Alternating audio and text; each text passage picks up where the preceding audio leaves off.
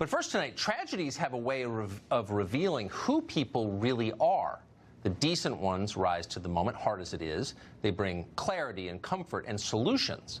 The low ones, by contrast, see sadness as a business opportunity. They're happy to leverage the suffering of others in order to increase their own power. Ghouls like that thrive in the aftermath of mass shootings like the one we've recently seen in El Paso, Dayton, and now Odessa, Texas. Beto O'Rourke, for example, wasted not a single moment before rushing onto a television set and sneering at other people's prayers. The thoughts and prayers that you just referred to, it has done nothing to stop the epidemic of gun violence. We're averaging about 300 mass shootings a year. No other country comes close. So, yes, this is up. Wow, catch that? Beto used the F word on live television. How unbelievably cool is that? He's like a jazz musician from the 50s giving the finger to the man. If you're someone who finds that hip and appealing, well, you're in luck tonight. For just $30, you can buy a "This is so effed up" t-shirt direct from Beto's campaign. The shirt actually spells out the word, so all your 19-year-old buddies in Brooklyn will know you're as cool as Beto is. Wear your Wayfarers when you wear it. Don't forget not to shave. But Beto is not stopping there with t-shirts and profanity. He's got ideas on how to stop mass shootings. They begin and end with banning guns. Will it work? Well, we don't have to guess. We know the answer because we've tried it before under Bill Clinton. Remember the assault weapons ban? It was in place for 10 years.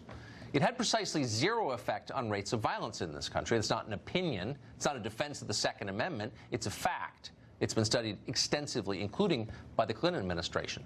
Beto hasn't read those studies, though. He's not interested in what they say. He's going to confiscate firearms from tens of millions of law-abiding Americans, whether it works or not. And he doesn't care what you think about it. How do you address the fears that the government is going to take away those assault rifles, as you call them, if you're talking about buybacks and banning? Yeah. So I want to be really clear that that's exactly what we're going to do. Americans who own AR-15s, AK-47s, will have to sell them to the government. They will have to sell them to the government. Now, you will hear propagandists, and you often do hear propagandists, describe that as a gun buyback. But that's nonsense, of course. Americans didn't buy their guns from the government in the first place. They're not buying them back. This is gun confiscation. It's nothing but that. It's an attempt to eliminate a constitutional right that a ruling class finds inconvenient.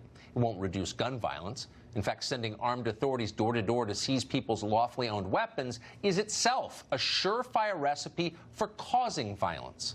So if you cared about America and the people who live here, you would not suggest that. But they don't hesitate. Bill de Blasio has endorsed forcible gun seizures. So has Elizabeth Warren. Over the weekend in Iowa, Joe Biden proposed banning not simply so-called assault weapons, but apparently every firearm capable of firing more than one round. The idea that we don't have elimination of assault-type weapons, magazines that can hold multiple bullets in them, is absolutely mindless. Yes, mindless. That's the perfect word for what you just heard. Serious people don't talk like that. Mass shootings ought to be an alarm that awaken the rest of us to the emergency, the real emergency unfolding at the center of our culture. Why is this happening? How did nihilism and violence and rage and loneliness become regular features of American life? Something is fundamentally wrong. What is it?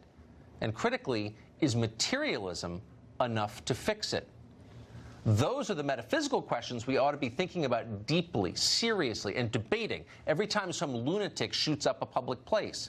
But that's not what we get. Instead, we get mediocrities like Beto and Elizabeth Warren screaming at rural America about how they're the problem and they need to give up their ancient rights or else. We deserve much better than that. We need much more than that. Ryan Kleck.